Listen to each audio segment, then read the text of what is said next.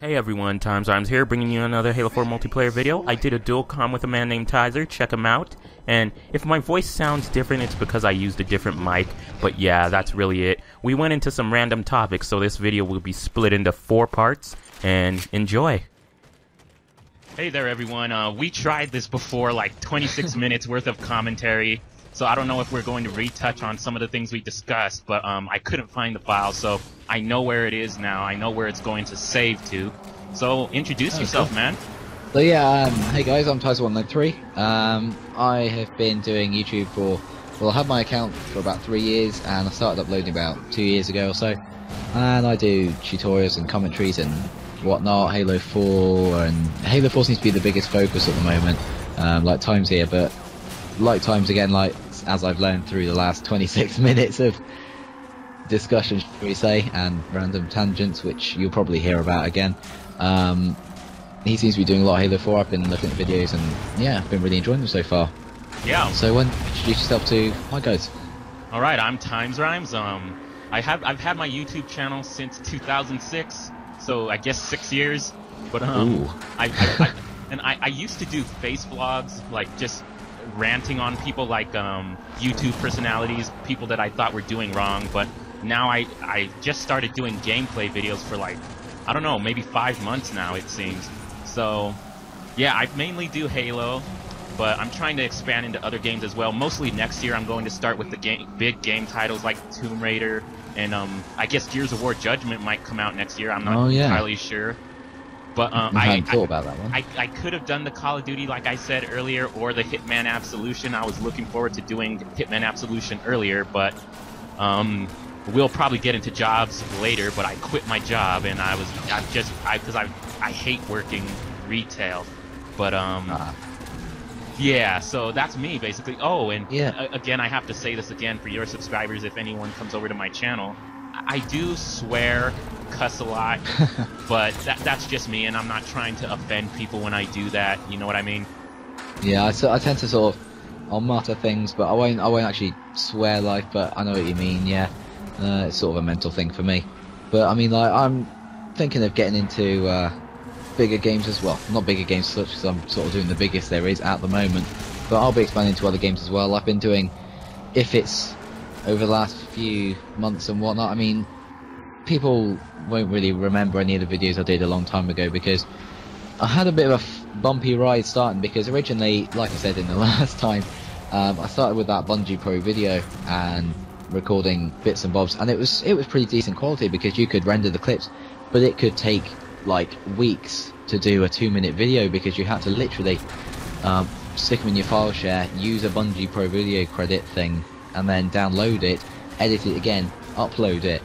But then I got a capture card, and it was like a standard definition jobby, and it wasn't very good. If I mean, it's a good standing point. No, I tell a lie. I didn't have a capture card. I used a video camera, and I put it against the TV, and actually it wasn't too bad. It wasn't too bad actually. I'm pretty impressed by it. And then I went to capture card, and it was all right. Then I got the headset I'm currently using, and then I went to HD PVR, and it's probably one of the best decisions I have made with regards to hobbies and things in quite some time. I mean, like, and now at Christmas I'm going to buy myself a blue snowball, so my quality should be improving, and my PVR's been playing up lately, so I might be looking at changing some bits and bobs, maybe updating it, or I don't know. My PVR's been having this really weird bug lately where it's either the audio is completely out of sync, and you're like, I don't know, fire a gun, and then maybe about a second later it'll play the sound, but it seems to be on and off. What are you using? What's your PVR? What are you using? It's a Halpage, or I know Americans, I think they call it a Harpag, I think it is. I call it Hapage. I don't know. Hapage. Yeah, whatever it is. I use it was a bog standard one. It was the one that uses the composite cables. I know they've brought out a new one that's sort of gaming edition or something. It's like black and bright green, but yeah. Yeah, I have the gaming edition myself. Alright, I have mine about 6 months. I got mine about, I don't know, February I think, and it's now, I mean, it still works fine, but I mean, there has been the odd thing where it's sort of done this sort of bubbly thing. I don't know how to describe it really, but yeah, I'm gonna look into either maybe get a new one or fiddling around with mine, see if I can fix the issues. Right. I mean, the thing about the Hapage usually is you record through component cables, so everything is if you record through HDMI, the quality might be better. But Yeah. I mean, like, yeah, I might can look at getting a new one. you can still record through 720. You know what? Matter of fact, ever since CNanners from Machinima said so, it seems like the Elgato has been getting really popular. So I might need to check that out. But Yeah, I've heard about it a bit, quite a bit, but I've never been able to pronounce the words, so I won't. But yeah. Elgato, there you go. yes, that's the word. I'm not going to try it because I'll probably embarrass myself. Yeah, we've had a few instances of me not being able to talk over the last half an hour now or so. So Yeah, for the viewers, we did record a commentary 26 minutes long, and now we've been on Skype call for 44 minutes or 45 minutes almost. So yeah, so we had even more conversation that we didn't even record. But yeah, it sort of it got to the point where I'll start talking gibberish after about half an hour.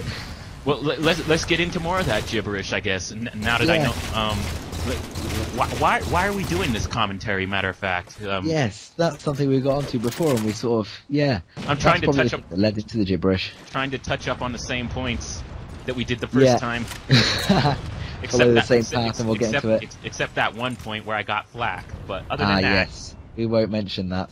But why are you doing YouTube? Why are we doing this commentary? Well, basically, I mean, any of you who have tried to make a small, I mean, we're both relatively small channels, Times being about 4 times as large as myself as far as subscriber base goes. But I mean, like, since Halo 4, I've been noticing a bit more of an influx, so I'm trying to keep it that way. Even today, I had an influx of 4 subs.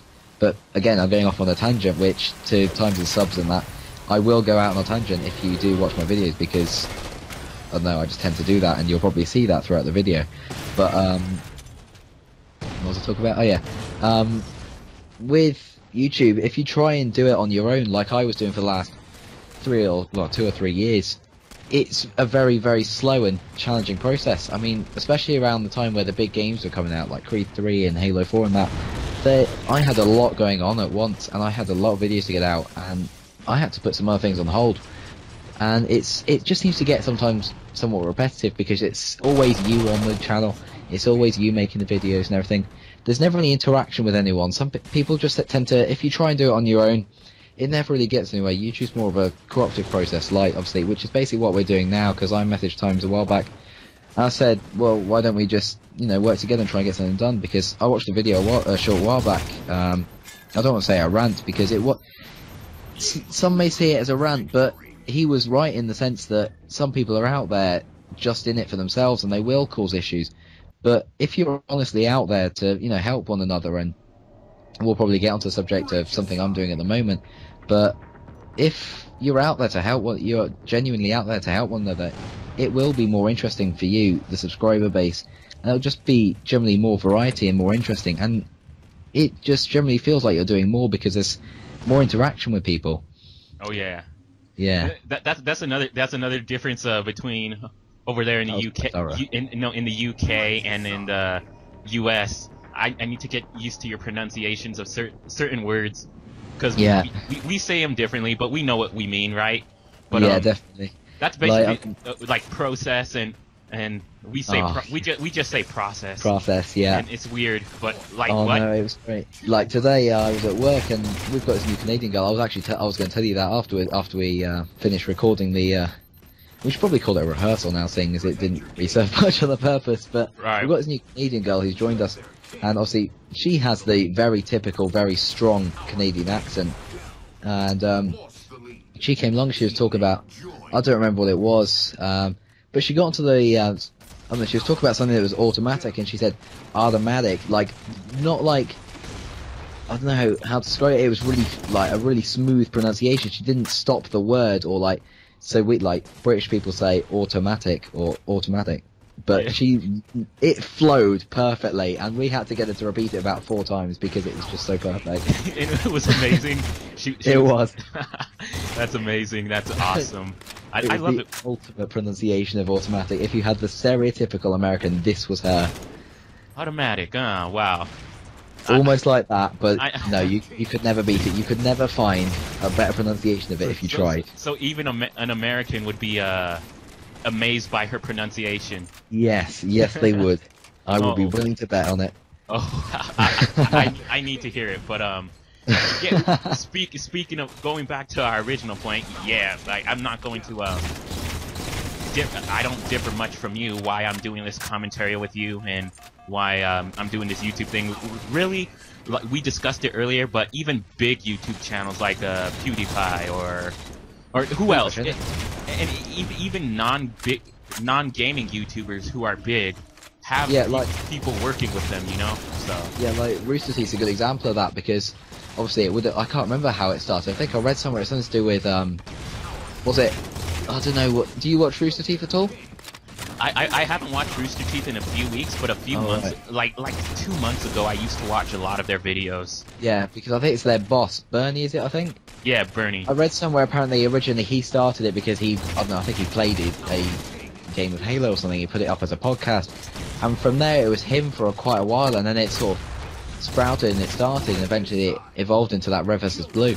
And now looking at it, they've got a team of, I don't even know how many, 20, 30 people working on it, and it's just such a success now. It's, no matter who it is, there's always somebody working with it. Like, I mean, it wasn't even until, I was quite naive for a while, because not even until about a year ago, Tobuscus, who you probably know is quite a big YouTuber, yeah, you'll look at his videos and you'll think, oh, it's just him, he's doing really well, he makes really good content stuff. But it wasn't until about a year ago that I was sort of introduced to the fact that it's not just him. There is more people. He does look like he's doing the vlogs, and he does play the games, but it's not necessarily him who's doing all the editing. And his gaming channel is Toby Games, right? So his main channel, Tobuscus, if he wouldn't have had people work with him and help spread his channel, he wouldn't be nearly as big as he is now. Yeah, so, exactly. But he probably gained quite a few on his own, but again, he wouldn't be as big as he is now, and that's what this whole YouTube thing is about, working together. Yeah, like you see these big YouTubers, and you'll have like, I don't know, like I still subscribe to Tobuscus, and I still watch his videos from time to time, and he did this one, he sort of like got together with people like C-Nanas and I don't know who else it was, there was a few others, and they all just got together and made these videos, and they all work together. As much as they do have their own separate people who help them, they do all work together, and it still does, you know, show the cooperativeness. I don't know if that's a word, cooperativeness. No. It is now. I make up a lot of words. Yeah, I've had some funny words in time, like demolishment I said yesterday, that was quite a good one. Demolishment, why not just say demolish? Yeah, exactly. I don't know why I said demolishment. I'm kind of, I don't want to say quirky, and I don't want to say eccentric, like again in the last video, I'm doing it again. I do come out some random things from time to time. As do we all. Yeah, as does Ready Up Live, just to bring on to another tangent. Yeah, let's go. Let's move on. Yeah. So, like, the first time we actually bumped into each other was on Ready Up Live. This is, it's like a, how can we describe it, a gaming forum site, if you like? If you know Green Skull, he's a popular YouTuber, then you know Ready Up Live, basically. So. Yeah, it's not just a gaming forum as such. There's tens of thousands of people on there, and it is a really good community. I joined back in August, the actual website itself. I've been subscribed to Green Skull for quite some time, but I actually joined the community back in about August, which I think is roughly when you did, didn't you? I think so, yeah. Possibly July, maybe. I don't know. I remember looking at it at some point, but matter of fact, I think it was one of the June or July months. Yeah, quite possibly. But I joined, and instantly I felt like, I don't want to say one of the guys, but you know, you instantly feel welcome there. I don't really know how to describe it, because I've tried going on to other communities, things like Halo Waypoint I tried, and it's just, because it's such a big place, Halo Waypoint, if you go on there now, the forums are a mess. You go on there, not hating against, hating, another thing that you spoke about before. Oh yeah. Yeah, not hating on them or anything, but people over on Halo Waypoint, like, if you go onto any other gaming site, the majority of places outside Halo Waypoint genuinely do enjoy Halo 4. We obviously enjoy Halo 4, which is why we play it. And sure, it's got a few bugs here and there, like things like lag. There seems to be a bit of a lag issue lately, especially with Spartan Ops. I don't know if you've experienced it at all. I haven't played Spartan Ops in like a couple weeks, so... No, on the actual Spartan Ops matchmaking there seems to be a bit of a lag issue, and I do get lag warped quite a bit from time to time on the matchmaking. And there are the odd bug here and there. They have only recently put a title update in, I think, but there is its own few bugs, but that's to be expected from any game. And you, over on Ready Apply, for instance, they go over there and everyone loves it. It's pretty much everyone who just loves it. It's a great game. But if you go to Halo Waypoint, it's Bungie wouldn't have done this, and 343 you've destroyed everything, and it's funny. Yeah, funny thing. But before Halo 4 came out, all the people on Halo Waypoint were like, when Halo 4 comes out, man, just be prepared for the influx of people complaining about the game, and that's really all it is. It came true. All people do is complain. So yeah, if you do go onto it, it's just diabolical. Some of the threads you see is just disgusting, because 343 have, as you could tell from the game, poured their heart and soul into it. It is a beautiful game. Yeah. When the Video Game Awards on yesterday or something, I didn't watch them myself. Me neither. I know Green Skull actually posted about that on his Facebook. So. Oh, is it? Oh, I don't. Yeah. I don't really follow him. I don't think I'm on it. I've got him on Facebook, but I mean, I came across some of the awards, and I think Halo 4 got best graphics. I think. Yeah. Throughout the year, which isn't too bad. And there was a funny sketch they put up for their best character nomination. It was just a couple of things going to see what Halo 4 would do. And it was quite good, actually, because they had, I don't want to say any spoilers, but it involves Samuel Jackson making some quite funny comments to a certain captain, which most people won't like. Not to spoil things, it was quite funny. Involves a certain scene where tensions are high, shall we say. I could probably mention it to you after, because I don't want to spoil it for anyone, because I know pre-Halo 4, I was paranoid. I was proper paranoid to the point where I literally locked myself out of every other gaming website other than Radio Live, because I knew that they are pretty much troll-free there. I was paranoid about this game being spoiled. Pre-Halo 4, a popular Halo 4 YouTuber posted a link to his website with a spoiler-leaked cutscene, and I watched it, and then it didn't spoil much for me, but I was like, eh. Yeah, I mean, I was really concerned, because the 343 had gone on about it for a while, that Halo 4 was going to have a really strong sort of campaign, a really heavy focus towards the story universe, which is why I really didn't want it spoiled. And unfortunately, the only spoiler I did ever come across was something in the comments. Again, I won't spoil it for anyone else, but a spoiler in the comments. I scrolled down. I didn't think because I read it, and after I read it, I realised what it was, in the way you do with spoilers. But I didn't actually believe it at first, because I didn't think it'd be likely. But to do with a certain, shall we say, somewhat ability that the main enemy has in the game, the actual main boss of the enemies, if you like, something he can do. I don't want to say a power, maybe a force, if you like. Now they know it's a force, yeah. I don't want to say any further than that. Oh man. But yeah, and I was just like, I don't believe this. He actually put it into different terms, but I was like, I don't believe this. And then come game time, sure enough, he was right. But yeah, it wasn't too big a spoiler, because it wasn't actually a story spoiler as such, because I pretty much sussed who the main enemy was in the game. Yeah. From various hints and bits and bobs. And focusing, I mean, I'd read quite a lot of the new Halo books. Have you read any of the Halo books at all?